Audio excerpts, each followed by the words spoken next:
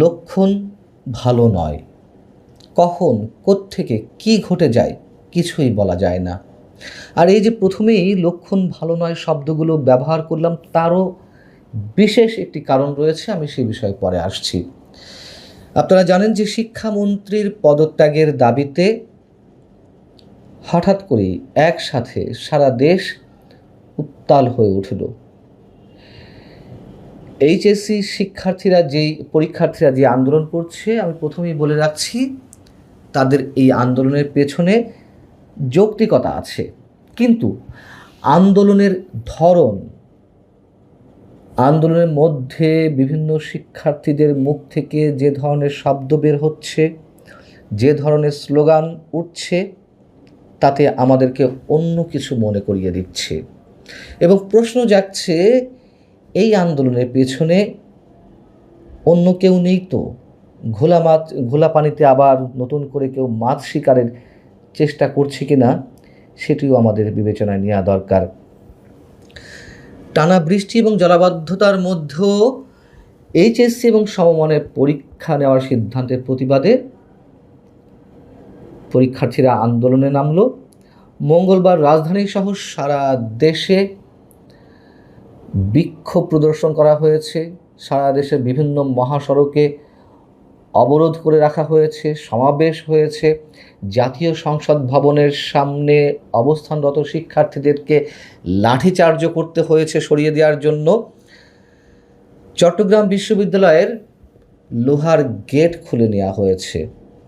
আমি আবারও বলি, শিক্ষার্থীদের যে দাবি, সেই দাবি বা আন্দোলনের কোনো কোনো বিষয়ে অবশ্যই যৌক্তিকতা রয়েছে, কিন্তু যা যা উল্লেখ করলাম এর সব কিছুই কি যৌক্তিকতার মধ্যে পড়ে? আরও বলছি, সেই সমাবেশগুলো থেকে বা বিক্ষুব্ধ শিক্ষার্থীদের মুখ থেকে উচ্চারিত হলো, তুমি কে আমি কে, মুরগি ফার্মের মুরগি ফার্মে মুরগি। এটি আপনারা জানেন যে গত রাতে শিক্ষামন্ত্রী হোয়াটসঅ্যাপে একজন অভিভাবকের সাথে কথা বলার সময় তিনি প্রসঙ্গক্রমে বলেন যে ওরা তো ফার্মের মুরগি, বৃষ্টি লাগলেই, সামান্য বৃষ্টি মাথায় পড়লেই জ্বরে পড়ে থাকে 3 দিন। এবং সেখান থেকেই তুমি কে আমি কে, ফার্মের মুরগি, ওই কথোপকথনের ভিডিওটা ভাইরাল হয়ে যাওয়াতে এই স্লোগানগুলো উচ্চারণ করে। তাতেও সমস্যা নেই। এবং সেখান থেকে আরও স্লোগান উঠল, দফা 1 দাবি 1 শিক্ষামন্ত্রীর পদত্যাগ, আপোষ না সংগ্রাম, সংগ্রাম সংগ্রাম। এই যে নানান ধরনের স্লোগান, তুমি কে আমি কে, রাজাকার রাজাকার, আরও যেসব স্লোগান উচ্চারণ করেছে, এইগুলোর সঙ্গে আমরা পুরনো অনেক কিছু মিল খুঁজে পাচ্ছি এবং ভয়টা সেখানেই।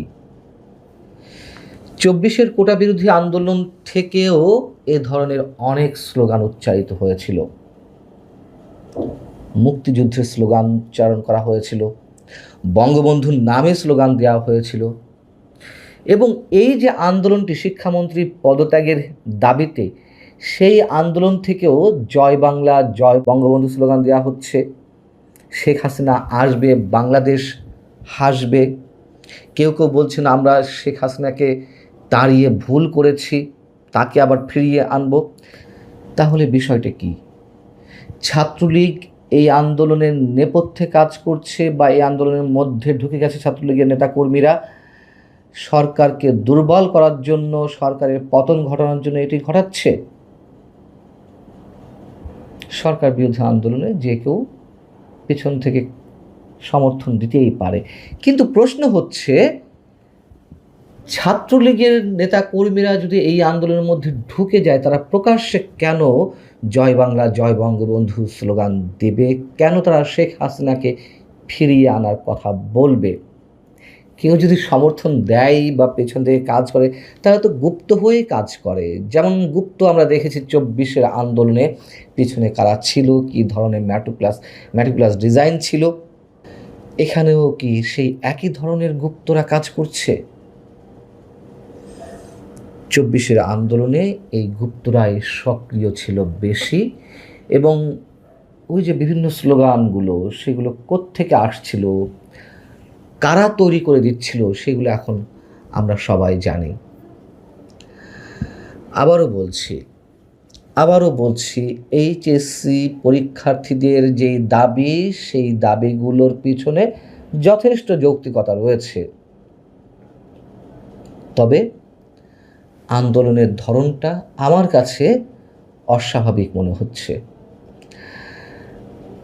এদিকে জামায়াতের আমির ডাক্তার শফিকুর রহমান তার ফেসবুক পেজে একটি পোস্ট দিয়েছেন। সেখানে লিখেছেন, লক্ষণ ভালো নয়। তার এই পোস্টের সাথে আরও অনেক বিষয় রয়েছে, শুধু এটুকু নয়। তিনি চট্টগ্রাম নগরীতে এক ইন্টারনেট ব্যবসায়ী প্রতিষ্ঠানে ঢুকে যে তাণ্ডব চালালো সন্ত্রাসীরা, সে বিষয়ে লিখছেন যে তাণ্ডব চালানো দুর্বৃত্তদের সামাজিক ও রাজনৈতিক পরিচয় থাকলে তা প্রকাশ করুন, সরকারের উদ্দেশ্যে বলা হচ্ছে। তাদের পাকড়াও করে আইনের আওতায় আনুন। জানি না কঠিন শাস্তির বিধান হবে কিনা, লক্ষণ ভালো নয়। এই ঘটনার সঙ্গে এই যে লক্ষণ ভালো নয়, এই যে 3-4টি শব্দ, এটি উচ্চারণ করার কি কারণ? হ্যাঁ, অবশ্যই সারা দেশে চাঁদাবাজি চলছে, দেদারসে এখনও সন্ত্রাসী কর্মকাণ্ড চলছে। সেদিক থেকে বিষয়গুলো ভালো বার্তা দিচ্ছে না। কিন্তু লক্ষণ যে ভালো নয় তা আমরা নানান দিক থেকেও বুঝতে পারছি। জামায়াতের আমির সেটিকেই মেন করলো কিনা এবং তার এই কথা বলার পেছনে অন্য কোনো অর্থ আরও রয়েছে কিনা আমরা জানি না। আমি বারবার একটি কথা বলে আসছি আপনাদের সামনে যে ডিপ স্টেটের খেলা এখনও থামেনি। ডিপ স্টেট এখনও চায় একটা উগ্রবাদী সাম্প্রদায়িক গোষ্ঠীকে ক্ষমতায় আনতে, একটা পুতুল সরকার। যারা ছিল বা যারা এখনও আছে তাদের নিয়েও নানান ধরনের প্রশ্ন আছে, তবে একেবারে টোটালি একটা পুতুল সরকার ক্ষমতায় নিয়ে এসে তাদেরকে দিয়ে নানান ধরনের স্বার্থ সিদ্ধি করা এবং সেটিকে আবার সামনে রেখে অন্য কোনো খেলায় মেতে ওঠা, যেমন সিরিয়া, ইরাক। বিএনপি আওয়ামী লীগকে ভয় পেয়ে নিষিদ্ধ করে রেখেছে। এর মাঝখান দিয়ে বিশেষ একটি রাজনৈতিক শক্তি আরও শক্তিশালী হয়ে উঠছে।